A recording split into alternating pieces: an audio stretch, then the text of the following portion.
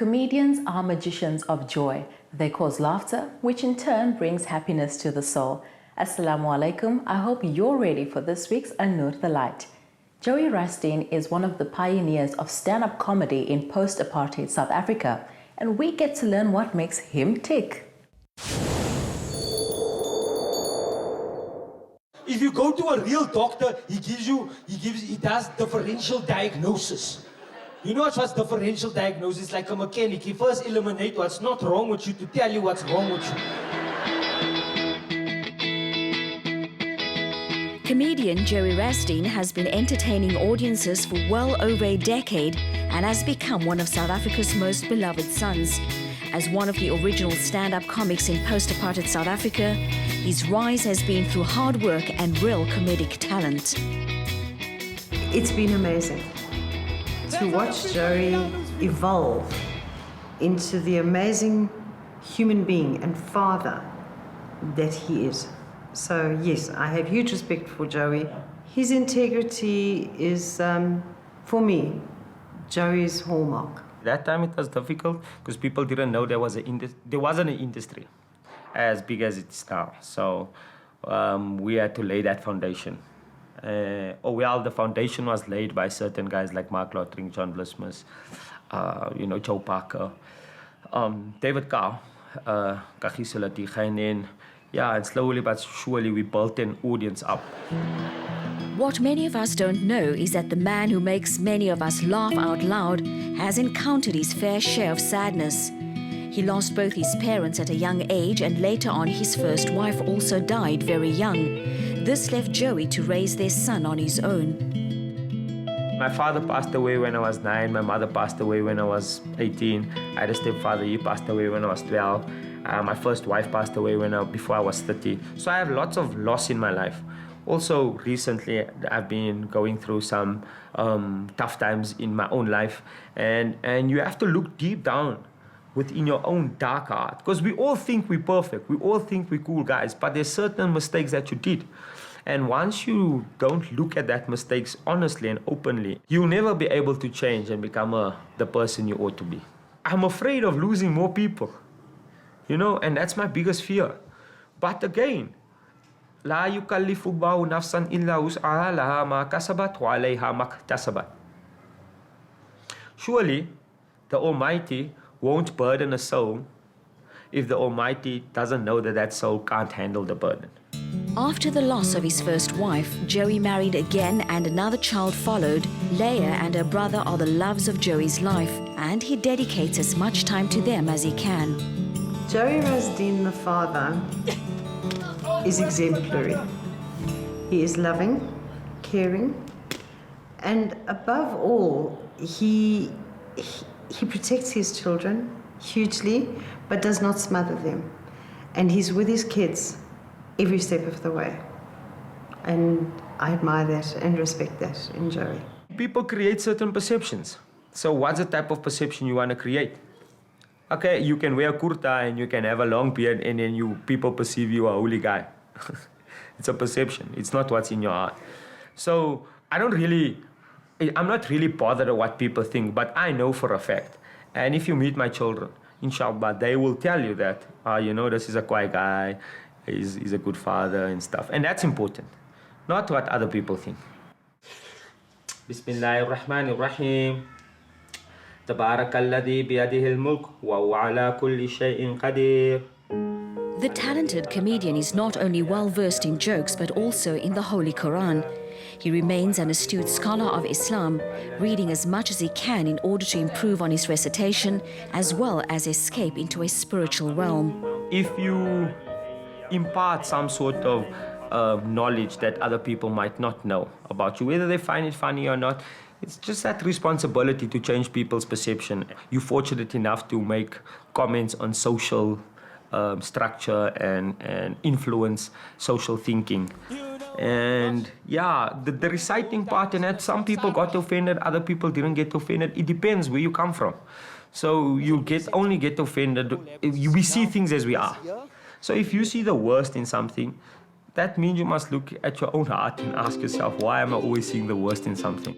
Joey's career may have started on stage, but he's moved to both the small and big screens. TV shows and movies have become another avenue for him to showcase his amazing talent. I'm not where I want to be, but I'm damn glad I'm not where I used to be. Like, if we can form a new point of reference. If you can form a new point of reference, that is a goal. There's certain personal goals that I would like to achieve, but not for this forum. It's for me. It's for my personal goals.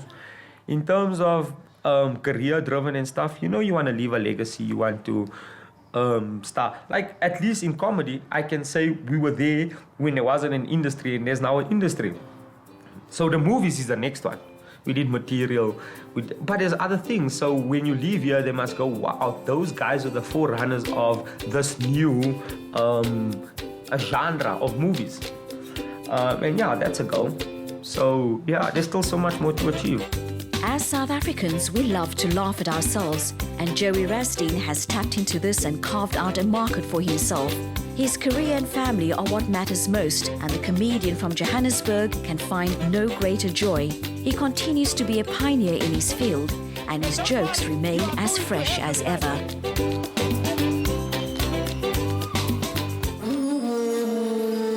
Joey surely has a beautiful but sad story to tell, and we wish him well as he continues to shine bright. Sister Nariman Richards joins me on the couch once again for this week's Life Coach segment. Assalamu alaikum, Nariman, and how are you? Wa alaikum salam, Maryam. I'm very well. Alhamdulillah. How are you? Alhamdulillah, shukran. This week's topic will get people thinking a little deeper, so tell us more about it. Yes, Maryam, this week we're looking at religious judgment. In particular about the standards that we set for ourselves and the standards that we judge others against when it comes to religion. How are the religious standards that we judge others against destroying the spirit of acceptance and tolerance amongst Muslims? I think firstly, Maryam, we must just also remember that it's not just amongst Muslims. I've had in my coaching, I've had clients who are Christians who struggle with religious judgment. And I think that because we judge people against our standards, there's very little room for tolerance and acceptance. And it seems to be growing. And instead of unifying people, it's separating people and isolating people. Why do spiritual Muslims struggle to conform to cultural practices masquerading as religious standards? It's a very interesting question because there's a phenomena amongst, again, not only Muslims, in other religious faiths as well, that people have become more spiritual than religious. And so there's more identification with the spirituality of their practices than the religious side of their practices. And with that, people have lost connections with cultural practices. A particular example in Cape Town is, in the Muslim community, is something called like the Thursday night, we call it Khadat or Dhikr. A lot of spiritual Muslims they struggle to conform because they don't identify necessarily with the religious practices, but rather with a deep spiritual connection. And so those cultural practices are kind of dying out, or less people are attending those practices. It doesn't mean that less people are spiritual.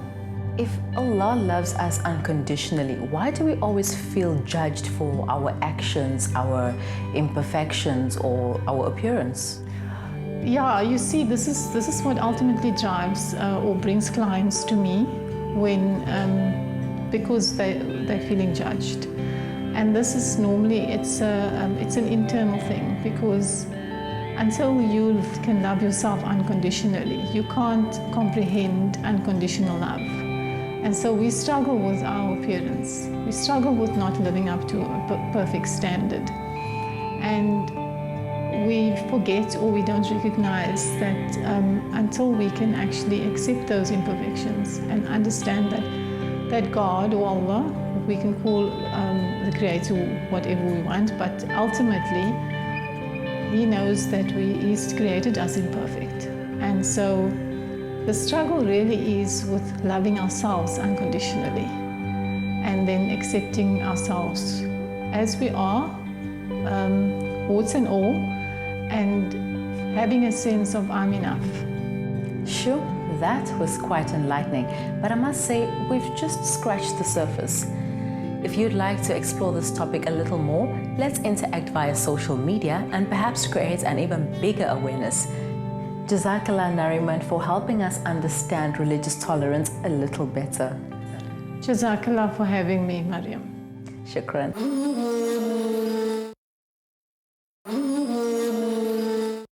Next up, we explore the importance of establishing a will for your estate.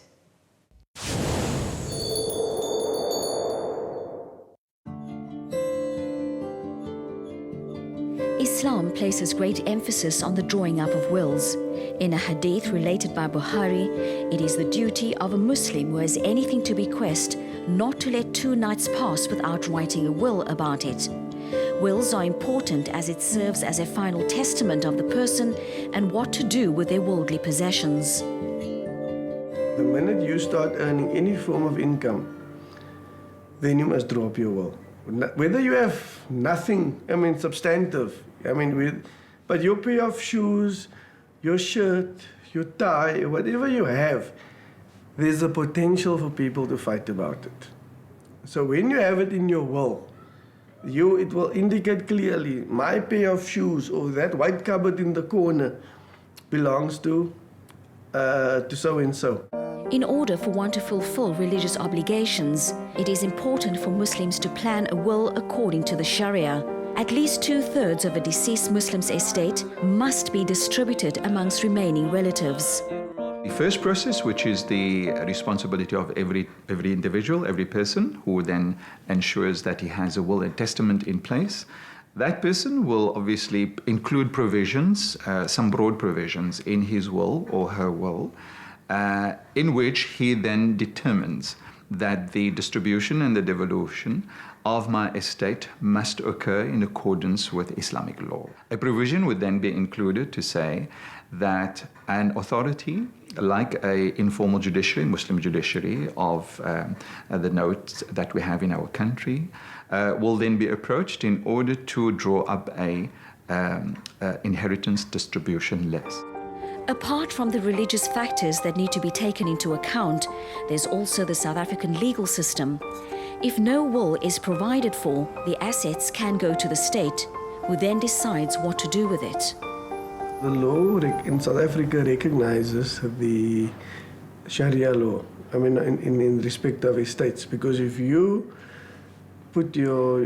place all your assets inside of a Sharia will, then the South African law respects that.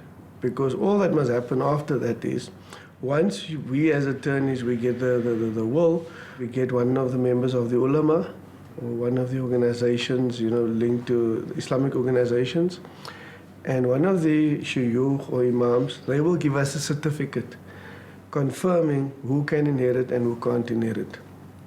And then, of course, then it's a normal type of scenario. We then draft it in accordance with Sharia principles and all the other little checks and balances in there. And then, of course, the South African law kicks in, where you basically wind it up. You report your estate to the master's office. You fill in your requisite documents. You then afterwards you advertise in terms of for debtors and creditors, and then after that's in terms of Section 29 of the Administration of Estates Act, and then you do your L&D account, and of course thereafter you advertise in terms of Section 35 for people to come view the L&D account, and thereafter the master will issue their certificate if everybody's happy, and then that's it. The Legal Cafe in Cape Town offers their services to draw up wills, often free of charge. When we draft wills, what we normally look at is the parties and what the circumstances are. And if there's a married couple, like a husband and a wife, one must look at who owns the property and what will happen. Let's say the property is in the name of the husband. what will happen to the wife after he passes on. So what we do is we take a bit of Roman Dutch law, South African law. We take that and we incorporate that into the Sharia law. So we say, yes, this is a Sharia will, but it is subject to a possibility of a usufruct, a usus, or a right of habitatio. You are not contaminating the Sharia in any way, because all you're doing is you're safeguarding the widow when the testator passes on. There should be no excuse for putting off the drafting of a will. Many people do not realize that this document is essential when ensuring the family's security.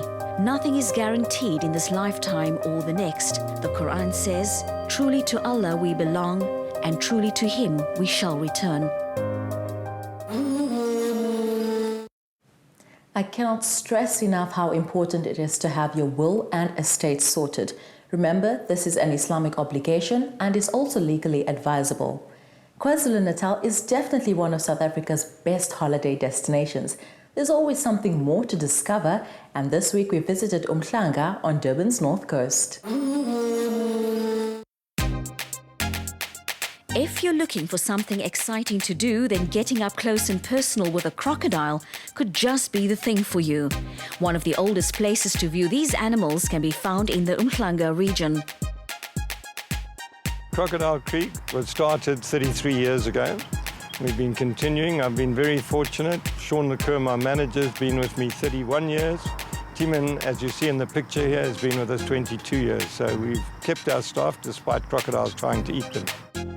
Crocodiles are said to be the closest living relatives to reptiles who were around in the dinosaur era. These ancient creatures with skin as tough as nails are sure to leave their hair standing on your back. The visitors offer a unique experience because we have a very hands-on farm. I can show you, there's where a crocodile bit my hand. As you saw Sean holding up a crocodile, etc. It's very hand-on, very personal, and you get something different. You get to touch a crocodile, feel what it feels like. Because people always have in their mind, snakes are slimy, but if they actually touch it, they realize they're silky. The farm has a natural habitat where one gets to view these silent hunters and learn more about them. This gives guests a better understanding and will hopefully help in the conservation, but also education of people around crocodiles. Delectable, yummy and oh so delicious are just some of the words that can come to mind when first setting sight on the sweet confectionery of the shoebox. The shoebox is me, as in Farzana. My passion for baking, my passion for being creative, and my passion for making people happy, because food is happiness. I specialized in mainly sweet treats, mainly like desserts, mini cakes, and different types of pastry. I've realized that the food market in Durban is crazy. People love food. The support is phenomenal. Farzana's freshly baked pastries are a hit all across Durban. Her attention to detail and love that she puts into every pastry is the recipe of her success. The favorites are Oreo, peppermint, and strawberry. We are coming out with new flavors. That's fresh coconut and cashew. And we're coming out with bee sting. It's custard and pecan nuts. Every item is made of the best quality, right? Affordable and absolutely delicious. Apart from the pastry, Farzana also makes a mean breakfast bun with all the essential ingredients catered for. This in itself is a fulfilling meal that has become a hit amongst her clients. Just down the road from the busy Umhlanga shopping and residential area, but almost a world away, once you step into it, is the Umhlanga Lagoon and Nature Reserve. It is situated along a 26-hectare strip framed by the sea on the one side and lush green vegetation. We have a lot of people coming through the reserve along the walk through the forest, and the actual reserve is 26 hectares in size. A lot of trees, wildlife we have here, a number of small buck, red duiker, blue duiker, and I have in the past seen a small grey duiker here. We also have vervet monkeys, and there are quite a few different bird species that birders can come and have a look at. The reserve has a number of trails taking the visitor through forest, beach and along the river. There's much to see and do as one can spend hours exploring and discovering the place. Anybody can come on a walk here. Breakers, which is alongside the reserve, arranges walks, guided walks at 9 o'clock and 11 o'clock. And bookings can be made through Breakers. There is a small fee. The staff that take the walks are not Isabella staff. I think they work for themselves, but they are trained on the trees and the wildlife in the reserve. Visitors are encouraged to leave the hustle and bustle of city life and spend time in nature. All one needs is some comfortable clothing and shoes to have a fun day exploring the reserve.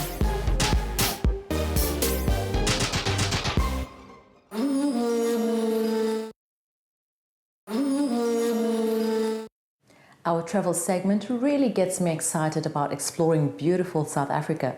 Remember, all our episodes can be found on YouTube, so if you're looking for something, just log on and check it out.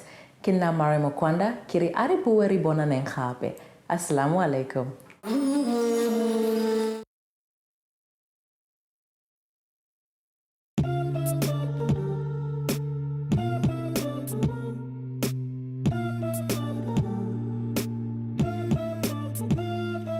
Before I start this verse, I think it's best that I say I ain't pious, I ain't righteous, I ain't one of the greats. I ain't Umar, I ain't Ali, I ain't Ahlul Bayt. So now we got that straight, let me express my faith. Cause all the people wanna know how you got on Dean, bro. What made you leave the scene, bro? What light did you see, bro? We see you got a beard now, so we wanna hear how this new improved Muslim has just magically appeared now. Well, let me stop you there and let me make this clear. I ain't doing this for fame, cause fam, I do not care about the people or the praise, about how loud they cheer, or if they still remember me or when I'm not here. Cause if it ain't for Allah, who am I doing it for?